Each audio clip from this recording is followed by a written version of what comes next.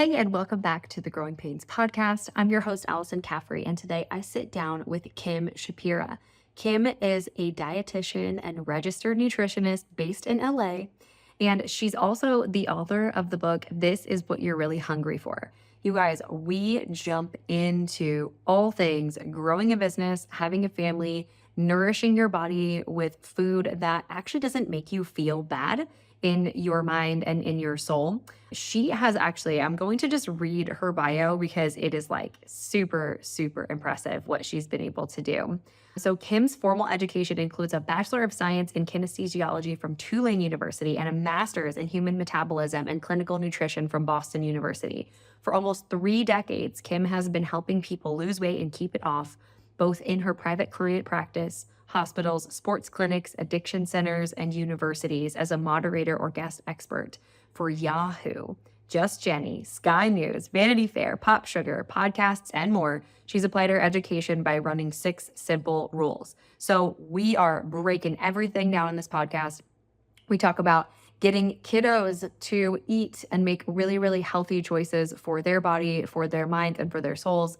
We talk a little bit about menopause. We talk about growing and running a business, the fear of stepping into a more public sphere. You guys, Kim brings it, and she's such a powerhouse mom. I cannot wait for you guys to hear this episode, and I'll see you inside.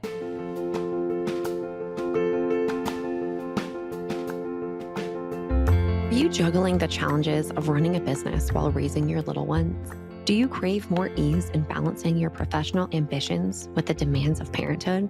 Well, sit tight. You're in the right place. I'm your host, Alyson Caffrey, and I understand the growing pains that come with building a business while nurturing a growing household. Think of this as a soft spot to land when you feel like your ambitions are starting to become just a little overwhelming. Welcome to Growing Pains. Kim, thank you so much for joining me on Growing Pains. I am so excited to have you here. I'm so happy to be here. This is going to be a fun conversation, I think. Oh, I think so too. Honestly, I am so excited about asking you all of the questions. But before we really dive into your business and how you serve your clients and all of the fun nutrition stuff, I really want to know before, we kind of get into it is tell me a little bit about your business and a little bit about your family at home. Okay, so I'm 51 and I've been in private practice. I'm a registered dietitian for over like 25 years. And I see clients privately and in group settings. And my first book came out about a year ago, so it's a toddler. So I'm raising a book at the same time as I'm raising 3 children.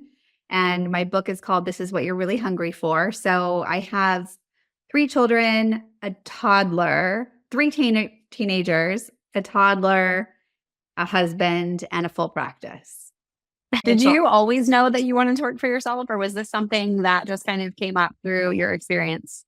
No, I mean, I didn't always know that, which is a really interesting thing, but it turns out I'm much better at being my own boss than working for somebody else. Isn't that true? I can't even imagine looking back now. Like I've been on my own for 7 years, operations agency will be 7 this year. And I can't imagine looking back and going back to work for somebody. I know. I have my oldest daughter's 20 and she's a junior. And the conversation is like, are you going to create your own business when you get out? And what does that look like? Rather than like, what kind of company do you want to work for? Like, I just want her to have like that entrepreneurial mindset. And then my middle one who's applying to colleges, I'm like, do you want to be collaborating with other people at the table? Or do you want your own hours? And she's like, I just want to travel. Like, oh no. I mean, that's pretty entrepreneurial too. I mean, I've gone some places for workshops and meetups and things that I never could have thought of. So I think travel, especially now, right, with remote and laptop lifestyle being a very accessible thing, I'm sure your middle child can find some sweet spot there. So true. So true. But I have to tell you, like, to be honest with you, I didn't really realize I had my own business or thought about that until about 4 or 5 years ago. Like I just went to work every day. I didn't have that brain, that business mentality. What changed? I'm not entirely sure. I think burnout. Yeah. Because I was writing a book, launching a book, moving, and doing it like essentially alone. So that's when I started thinking about it.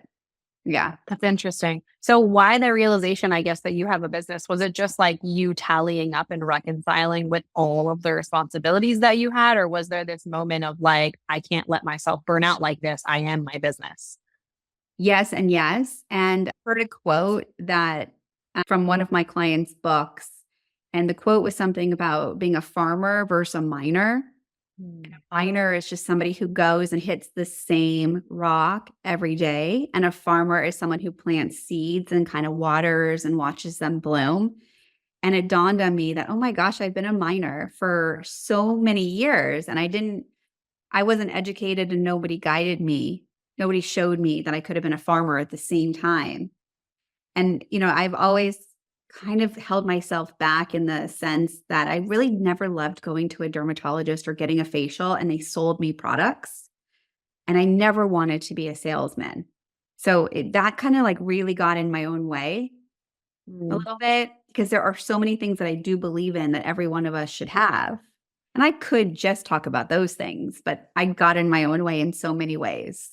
One of my coaches talks about selling, like, if you had the cure for cancer, would you go and beat down everybody's door that you knew had cancer to literally be like, you need this now?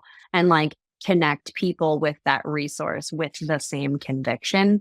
And I agree with you, Kim. I had a really rocky start when it came to like selling in the beginning and like really owning the fact that like I have a solution for problems that people have and like being so convicted about that.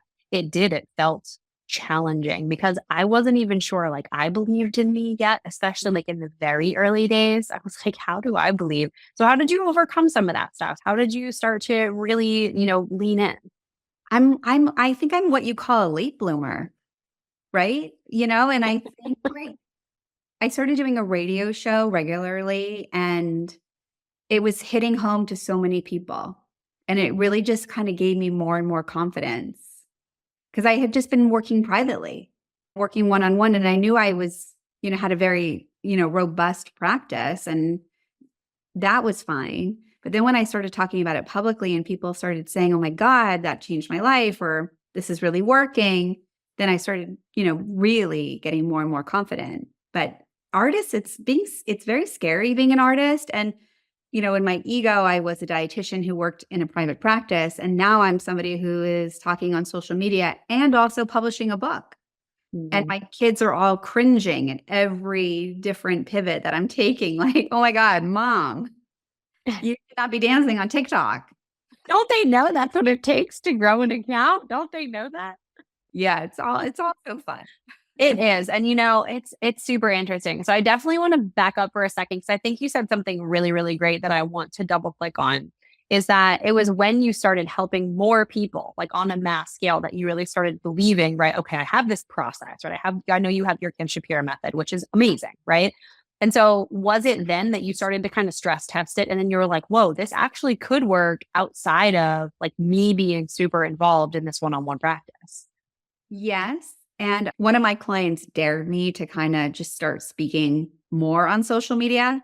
And that was a big moment for me. I'm a middle child and I never really felt super confident. I don't think, which is really one of those like triggers, emotional triggers. And if we go back into the psychology, of my life. And so she dared me to go on Instagram and do a story. And I was so nervous about it because thinking, who wants to see my face talk about this? And then when I decided I had something that was so important to say, there's that conviction that it didn't matter. And nobody had an expectation of what I was supposed to look like. I really had to like reconcile that and put that together. And once I did, I decided I wasn't going to go back and look at my story. I wasn't going to judge or critique anything I put on social media. I was just going to do it, even if it was glitchy, even if I wasn't like whatever expectation I had in my head. And then all of a sudden I started like lowering my expectations because I stopped worrying what people were thinking because I wasn't paying attention to it. Yeah. I struggle so much with the social media thing, transparently, because I am super regimented. And so if I don't have it blocked into my calendar to contribute on social media, it just literally does not happen because I don't think about it. And so adding in a regimen with inspiration Yeah. feels really, really challenging. So did you strike a balance there somewhere? Give me the goods because I need some. Well, I mean, I hired a team. So, I Sure. mean, so yeah, once I started seeing, okay, this is actually worth talking about and sharing. Then I hired a team. I got an assistant. And then, in the process of writing my book, my publishing house had a publicist. Like it all just became so much more. And I had so Mm. many people supporting me that it became much easier. That had to be a light bulb moment too, right? Everyone is behind this thing. I was talking about this on the pod, I think a couple episodes ago, but like when you have conviction, it's so much easier to attract other people who will support and follow versus if you're like, hey, we kind of support people with how they, nourish their bodies. And, if you don't speak convictedly about what you're doing and the problems you're solving and the lives you're changing, then it's hard to attract people like publishers to back your book or teammates to back your idea or social media experts who are going to generate new ideas and filter questions people are asking into new pieces of content. So did you start to feel that flywheel effect once you got Yeah. really convicted? As soon as I sold my book, I was like, oh my gosh, this is happening. And you have to start telling people you're actually an author. So once you kind of step into it, everything changes. But it's really funny because we do develop these emotional triggers in the first 6 years of our life. And I am exactly what I teach. I'm exactly learning along with it, if that makes sense. And so I don't believe in perfection, yet I did hold myself to this like higher accountability until I realized I was doing it. But I think I let me put it this way. I was at a party a couple years ago with somebody I went to high school with who I didn't really talk to in high school, but she was in my friend group and she was never really that nice to me. And the only thing she said to me at the party was, wow, Kim, you got confident. It was the best compliment I'd ever heard in my entire life. My gosh. It's such That's a silly amazing. thing to say. And it's like not that nice even, but like it was the nicest thing I've ever heard. But it's a little thing, right? Because they can observe you leaning into what you're really, really great at and holding that conviction, which is so great. It feels, we don't often get, I think, those like external validations of like something we know to be true in our hearts, but it's really, really juicy when we do get them. Yeah. Yeah. I mean, I've been leaning into that ever since. I'm like, look at me. Good. Well, I want to talk about too, like fostering that entrepreneurial spirit with your kids, right? So you've now gone through, you've obviously got a very successful practice. You've been able to change a lot of lives with your material, which we got to talk about food at some point. So we'll get there. We'll get there. But, talk about that with your kids. So, it's hard, right? It's hard in the beginning. You've got lots of self-doubt. I've always said that entrepreneurship is like one of the most incredible practices in self-awareness and, personal growth that literally exists out there. And so are they having some of those feelings, as your kids are thinking about maybe working for themselves? Are they really troubled and confronted by that lack of confidence or the maybe I can't do it mentality? Really interesting. I think, my whole person only had different parts that were not confident, but like putting my face forward felt not confident, but like the way that I was in my personal life and in my practice was fully confident.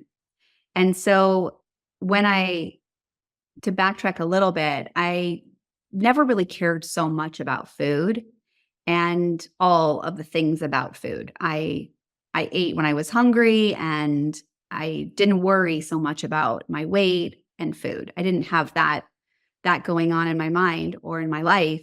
But when I was 12, I was sick and I ended up in the hospital having multiple reconstructive surgeries. And for about 4 years, all through high school, after that eighth grade year, I would go and see my specialist at UCLA.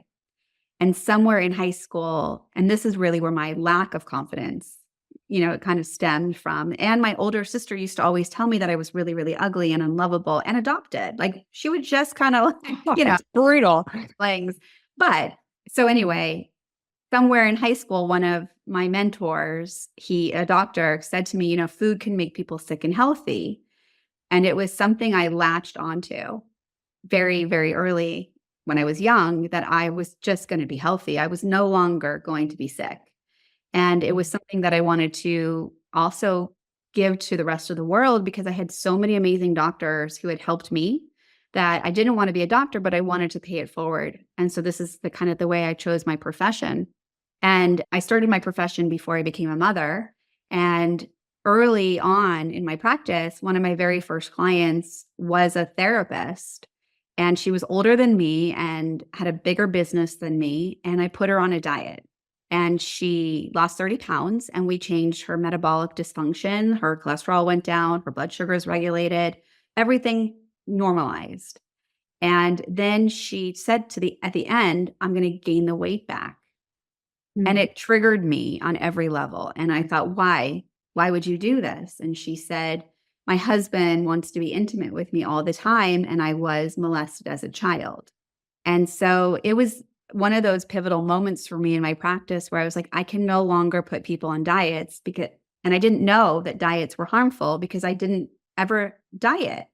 And so I realized I really needed to understand what people were going through in their life.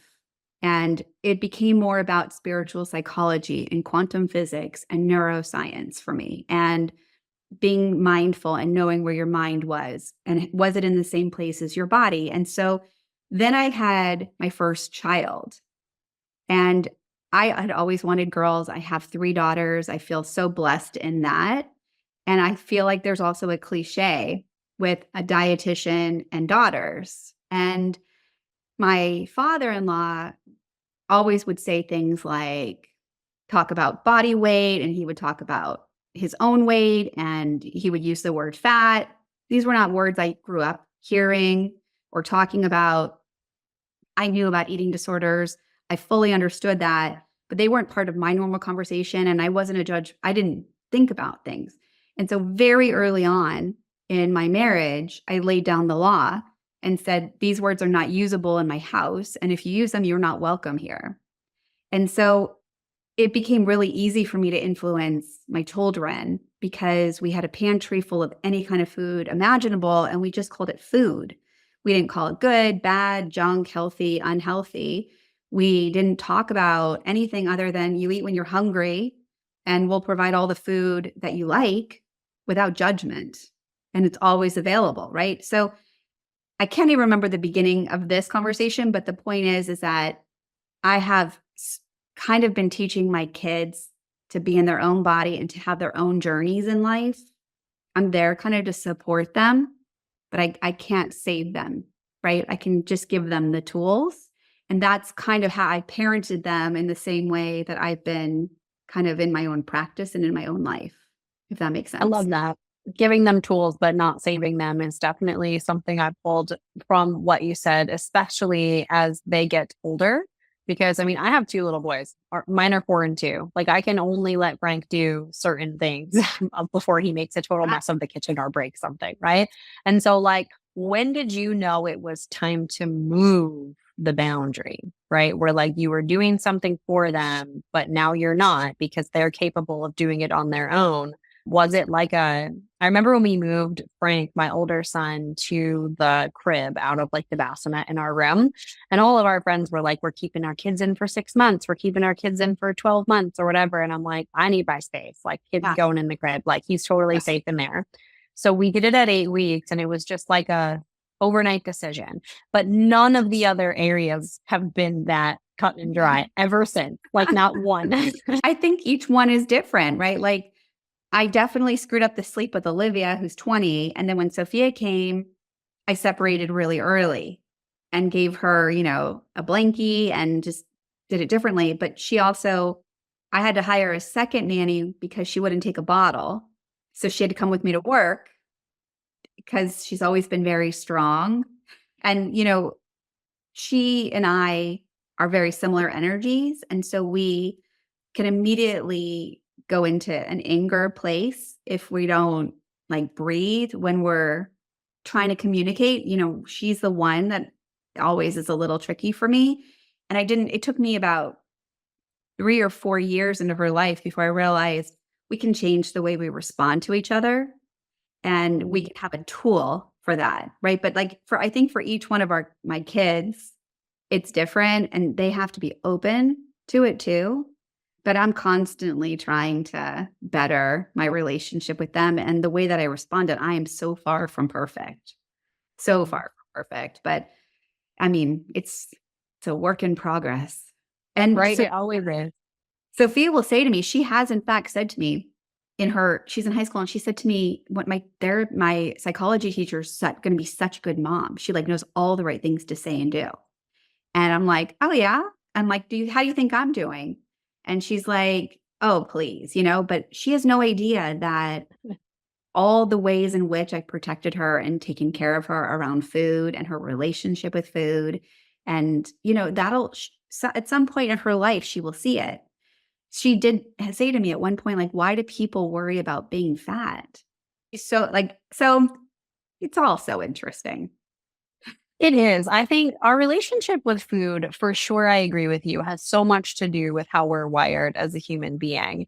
And I've got to ask for the moms listening, because it's something that's top of mind for me, is like the good, bad, right? I mean, there are foods that are not healthy for you, right? We can all agree that with that, at least maybe. I see your face, like, and I really want to hear what your take is on this, because honestly, my half of what we do when we fill our pantry is I'm just like reading labels and reading labels and reading labels and always trying to eliminate, but then fill up with any food that feels like it's easy to consume when we need it, but it feels like it has 1, maybe 5 ingredients, right? Like really, really simple stuff. And so that feels, I mean, my husband, bless his heart, he takes like the actual brunt of this. Like he's made it his actual job to make sure that we all are like nourished human beings. And like all the time, we're like, this is good, this is bad, this is good, this is bad. So how do we get out of that? And why is good, bad, or healthy, not healthy challenging? Oh, God. So everything that we hear and think and act and do is a projection of what someone else thinks and feels and hears and acts. And so we don't really know what's ours and what's theirs. And I grew up with, ding dongs and Twinkies and like a million different things in my pantry. I didn't eat them. I didn't eat them, but they were in my pantry. And you know who ate them? The people who couldn't eat them because they weren't in their pantry. And so like my pantry's full and my kids will say we have no food, but their friends who come over who don't have that food, they see it differently. Mm. And so if a parent is labeling a food, which is what happens, right? Then the child feels shame when they eat it. And that's what we're trying to avoid. And so I'm going to give you an example. Olivia, very early on, we would go to the mall and she would ask for a pretzel. Dietitian side of me is like, I wish I had brought like something else. But here I am living my life. And so I'm like, great, let's go get a pretzel. And she would say, you know what, my stomach hurts. And then I would say to her, I wonder if it's the pretzel. Let's try eating half and see if you still get a stomach ache next time. And so she remembered that because I didn't say no. I didn't say it was bad. I didn't talk about the butter on the outside of it. I didn't talk about the salt. I didn't talk about it. I said, let's just try it next time. The next time we came, she said, I'm going to try eating half and see if I get a stomach ache. And she did. And she said, I don't think I'm going to eat that pretzel anymore. And I said, let's find something else to eat. And we moved right on.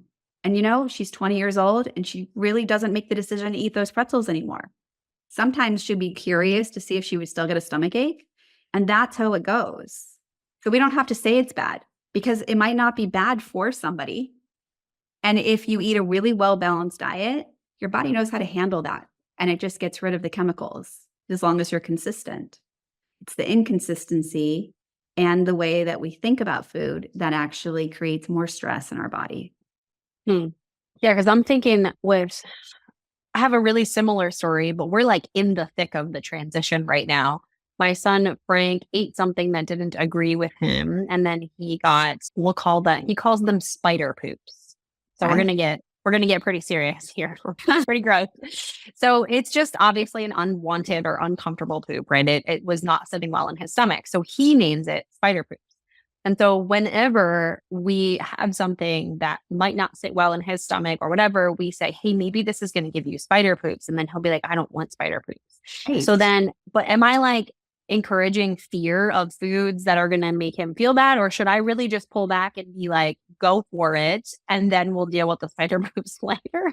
Yeah. I mean, I would try and see if there's like a pattern with the types of food that are doing it. So, it turns out Olivia is sensitive to gluten.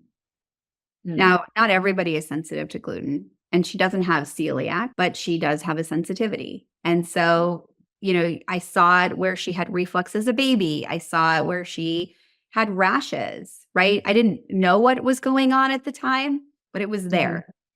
And, all three of my kids are C-section babies. So they missed out on like that vaginal, all of them microbiome. Yeah. Who knows? And so there could be sensitivities are very temporary, where food allergies never go away. And so if we do things to heal our gut in general, it should be better. But it usually can be like an Achilles, and it can come back if we're not careful. But I wouldn't, I don't know. For you, I would just say, I just want you to be mindful and see how you feel now. And then I want you to pay attention to how you feel after. But the problem is, the food could affect you up to 2 to 4 hours after you eat it, and for 3 days. And so you might have something for breakfast and then have lunch and then feel sick and think it was your lunch. It was your breakfast. Or it could have been your breakfast 2 days ago. So it gets so wild. So how do you pinpoint? Like when you work with your clients, is it like lots of testing, lots of food journaling, that kind of thing? Or what's your process like? I mean, it can be. I work more, there's a food sensitivity test that I love, but I also love adding foods to people's diets, like anything with omega-3s, like flaxseed, chia seed, hemp seed, fermented foods, like having a diverse amount of fruits and vegetables, and definitely having whole grains.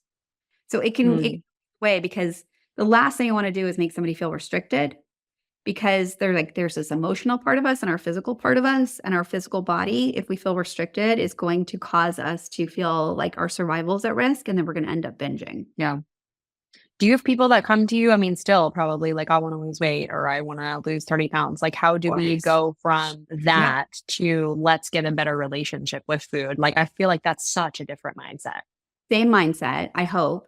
I have one client that I've been seeing for 4 years, and she is in her 40s, and she's had a raging eating disorder her entire life. And, she's neurodivergent. She has anxiety. She never thought she could do this. And she has managed to lose 50 pounds. It took about a year. I think it was during COVID. And I still see her once a month, sometimes every 8 weeks. And we just do check-ins and, to maintain. And she's constantly still working, on that relationship, as am I.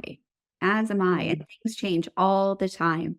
Yeah. It's so incredible. I think, what has the difference been, I think, with your practice specifically? I know we talked about your business and the confidence and all of that, but once your books started coming out and really getting into the hands of people that you may never work one-on-one with ever, or even know about, what was that pressure like? I mean, distilling down some of these very personal, very personal experiences, very personal backgrounds, and then being able to kind of apply a set of logic via a book to kind of help all of these folks. What was that like for you? I mean, writing the book was hard. Editing the book was painful. Harder. Yeah, the hardest. And my agent and my publisher said to me, we're not looking for a bestseller. So they lowered my expectations immediately. And then they said, we're looking for longevity. And then when my book was born, it came out, they said, today is the birthday, and now you treat it like a baby. And you have to make sure that you're taking care of it. And so for me, that part was really fun to watch, get into people's hands who have suffered at all around food or their health. The title is called This Is What You're Really Hungry For. And I think that everyone is hungry for health. They want to be well, and it's very complicated, and there's a lot of noise, but it's really not that complicated if we could just listen to our own bodies and shut out the noise. We never really paid attention, honestly, until we were trying to conceive with our first son, Frank. It took us quite a while. And so I read a couple of books about bodily health and egg quality and all the things. And so we really started looking more seriously at our diet and what we consumed, the products we were using, all of these different things. And I remember from basically that point on, in the beginning and then forward, being almost addicted to being healthy. I was there was this instant gratification of knowing that I was making a choice that was good for my body, right? I know we talked about good, bad, and that being a challenge, but like it just felt to me like I was like, whoa, I felt like I got awoken to something. Yeah. Pardon me. Well, it's interesting. And I think that there is this awoken piece, if you could say that. Like, I think you have to have that solid foundation. But I think there has to be, and I say this word a lot of my clients have asked me to start using a different word. So I always say normal eating, and they've asked me to use the word neutral eating, which is interesting. So I'm working on that right now. But in my mind, I think it's really normal to have birthday cake. I think it's really normal to have pizza. I think it's really normal to be away and to eat more than you normally would. Those are normal things to me. And if you can allow yourself to live and feel normal or neutral, then what's happening is you're creating more stress in your body. And that is the piece that I'm trying to prevent, right? So stress can be perceived like there's somebody who is walking with a knife and that scares me. It can be imaginary, like I'm afraid of what my travel is going to look like in 2 weeks. It can be physical, like I'm in pain. And all three of those stresses, your body can't tell the difference, and it puts you in fight or flight. And like, honestly, we're spending like 90% of our day in fight or flight when we're supposed to be spending 10% of our day. We're supposed to be resilient. So like in your scenario, like it would be great to know that I can make these changes in my body, but it's also more if you're having fun in the process. And that's the paradox. People who are looking at people who are healthy or living the life or doing the thing, they're seeing it being hard. But the people who are living the life, like you, let's say, are finding it fun. And that's great. That's how it should be. I'm having more fun being healthy than I would be if I was sick. It's incredible that one comment from that doc really is just like is the foundation, right? Or the bedrock of how you're viewing food, because it really can be that simple. Yeah, I think it is that simple because, almost every disease is a metabolic dysregulation. And so just by losing weight, you're putting your body back into normal regulation. And it doesn't necessarily matter what you're eating when your body fat and your weight are normal. Obviously, like I have one client who eats a Frappuccino and Chewy bars and cake pops. And, yesterday we were talking about what you were talking about earlier, like reading a food label. Most people don't know how to read a food label. They don't know what to look for. And the truth is what you should be looking for are the things under the second bold line, which are the vitamins and minerals. And then fiber. Is your food actually giving you nutrition? And the fact that we need 100% of all of these vitamins and minerals, and your food is giving you 1% or 5%. I wonder if this is contributing to the way that you feel. What would happen if we started manipulating our diet with things that you still loved but had these nutrients in them? How do you deal with folks who have really who need hard boundaries, like those addictive personalities, the people who are like, well, if I have one slice of pizza, it's going to turn into 6, right? Yeah. Like, how does that work with diet? Because I imagine that's got to be it. Yeah. So that's such a good question. But, one thing that I always love to use, my kids also find cringy, would also be to say, like, where's your body? And then to say it's right here. And then to say, where is your mind? And it's on the 6 pieces of pizza. And if your mind is over there thinking about 6 pieces of pizza, but your body's over here, like, how do you even know you need them? And, our mind, as soon as we feel unsafe, jumps out and tries to like save the moment in the most pleasurable way. And so then we have to look at fear and FOMO and joy of missing out, all the things, right? But if you've restricted pizza, you're going to, of course, binge it. But if you're allowed to have pizza every day of the week, you're no longer going to want the pizza. You are. But what if you had a salad? And what if you knew you were having it again tomorrow? There's a trust that comes in. It makes total sense. I got to ask you, Kim, and then I want to hear about what's next with this stage of life and the kids and the business. But trending really well right now is 0 alcohol. Super high trend. Lots of folks who are really, loud voices in the health and wellness industry are like, alcohol is poison. We're going to look at this like we looked at cigarettes all those years ago. Talk to me about that. How does folks' relationship with alcohol? Because I mean, it is nutrition, right? In some form or fashion. What's your take? Well, I mean, I love synchronicities, first of all, and I've done 3 different, what are they, workshops this year with non-drinkers. So not calling themselves alcoholics, but are in the non-drinking space.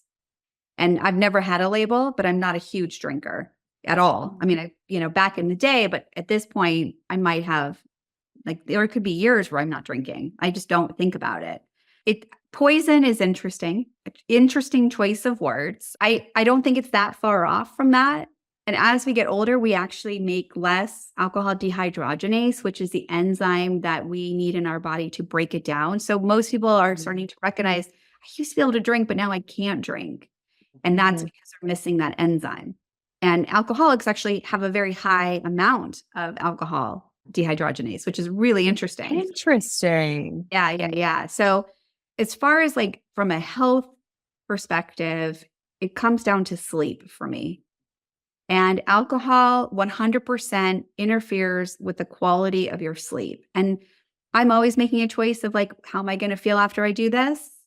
And alcohol, if it's going to increase my sinus passages and make it hard for me to breathe, then I'm not going to want it because I don't want to feel hungover tomorrow. I don't want to feel sick. Yeah, I don't even know where to go with alcohol. I love this mocktail world, I think, but I'm also worried about the consumption of empty calories. But also I think having that option is amazing. It gives people permission to not have alcohol. And I think we need that. People need that permission. Yeah. I think it's been something that I've seen so much more recently. We don't need alcohol to have a good time. So many barbecues and parties and things I've gone to, it hasn't been bring your own. It's just we're not going to mention this anymore because people really don't drink. This is great. I love it. Yeah. It's been so fun. So tell me about what next steps are. I know that you're you're probably in a new season, right? Your kids are older. You've got your books are out. You've got this toddler that now you're kind of nurturing into the world. So what's next for the business? What are you really excited about? Well, now I'm in a farming business. So I'm very excited about farming, right? I'm trying to succeed. So, like you were talking about the cure that can, for cancer, I feel like I have these how do we age well ideas and these products that are coming. And I'm just excited about all the farming that I'm doing and the collaborations with people. So I think there's so much to come. That's incredible. So did you purchase a farm or you've partnered with a farm? The farm is in my mind. Too early to tell. But it's always your mind. Okay.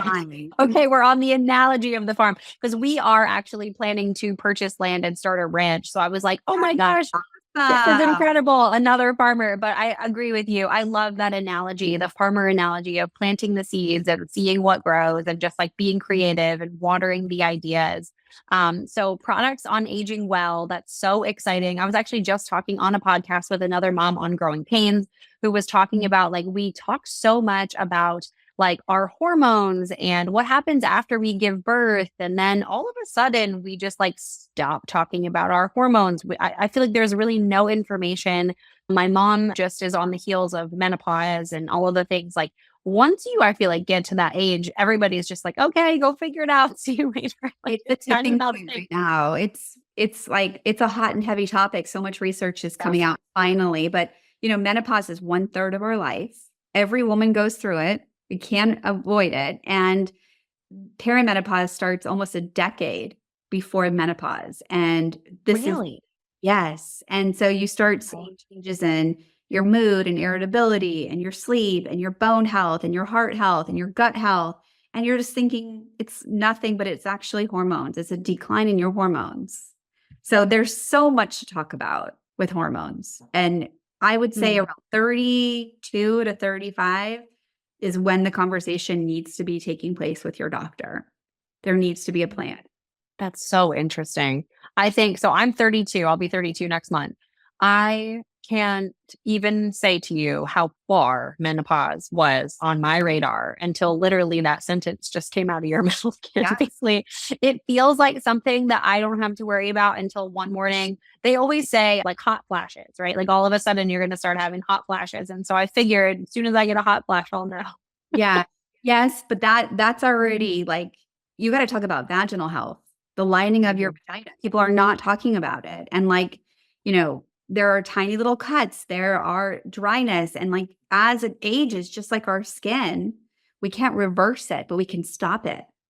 We can stop the aging process, and that in stopping that aging process really will prevent future UTIs. And when you think about being intimate with your partner, it's almost impossible when your vagina hurts. I mean, that would be the worst. The worst, but like there's hundreds of symptoms that you can have. And it could be, bone pain, frozen shoulder, joint pain. I mean, there's hundreds of symptoms and they really Wow. in your mid 30s. That's so wild. That's so wild. I can't wait to hear what else you have on this topic particularly, and just like nutrition at large. I thought this was a really cool conversation because I think it unlocked a lot of simplicity. Honestly, like I think a lot of the ways that you position things, because food feels so complex sometimes to me.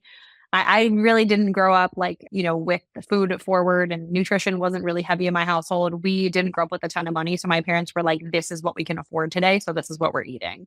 And Yeah. so it was always like that for me. I was always trying to find like the cheapest deals at the grocery store. And then all of a sudden I was like, oh my gosh, this other stuff.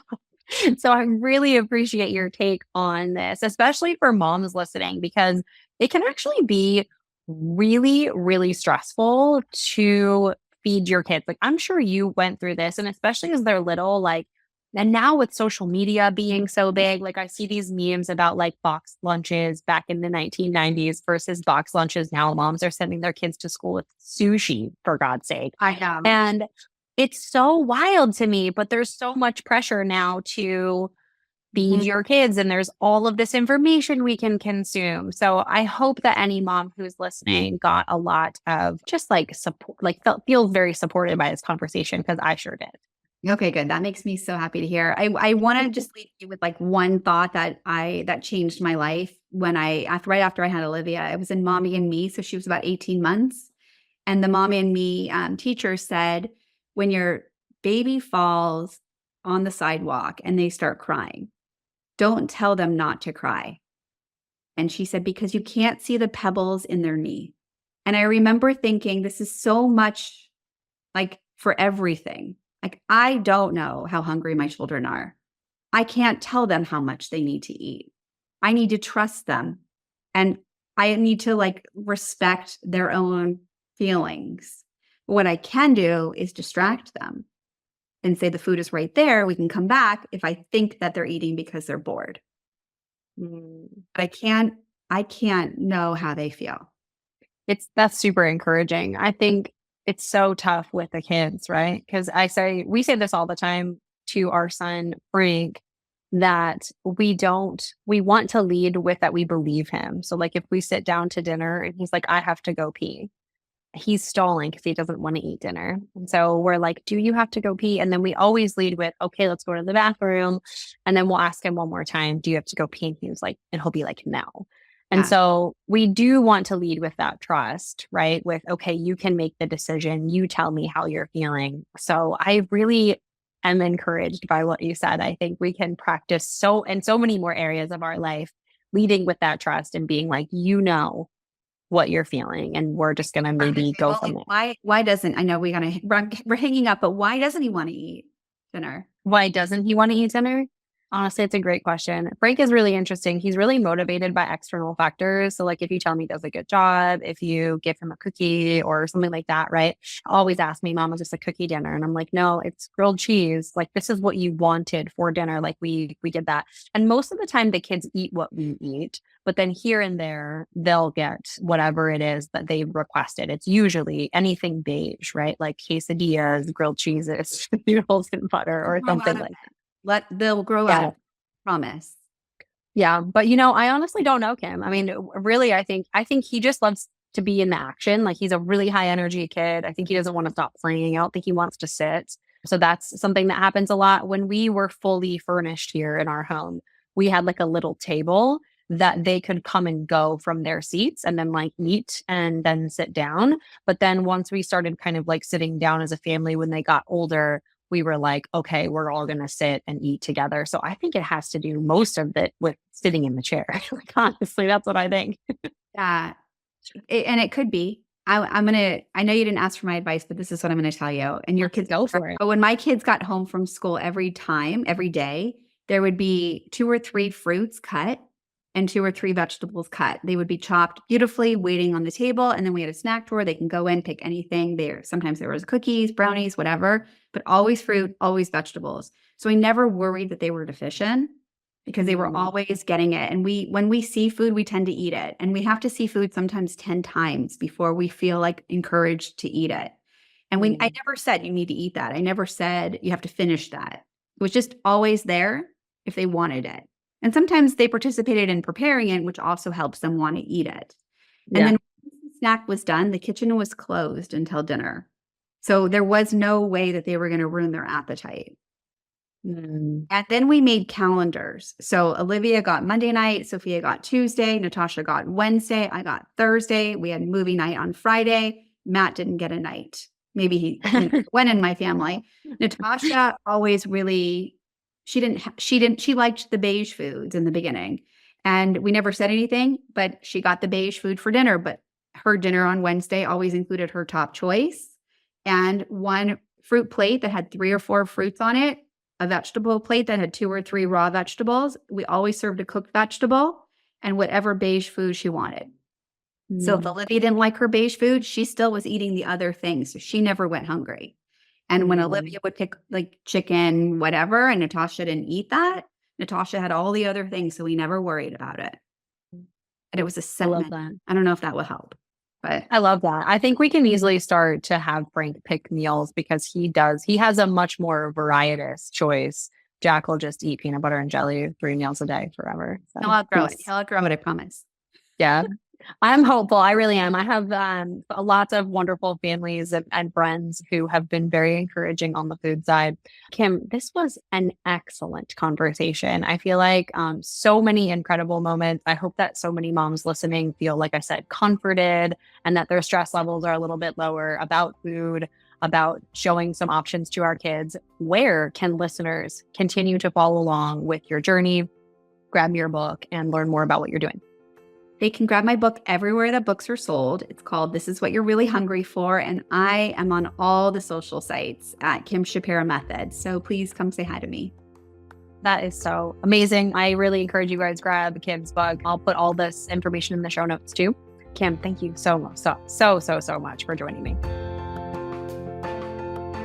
Thank you so much for tuning into today's episode of Growing Pains. I know that you have so many things vying for your attention right now, so I am so grateful that you just spent the last hour or so with me. So I hear all the time from mompreneurs, Allie, what systems do I need to have in place in order to thrive in business and in parenthood?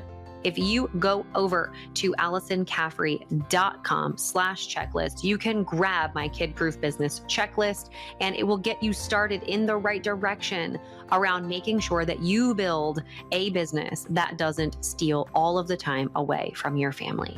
If you loved today's episode, I would be so honored if you would leave a review on the podcast. It helps us reach even more incredible mompreneurs just like you and give them the resources they need to be wildly successful in business and wildly present at home with their families. Thanks so much again, and I'll see you next time.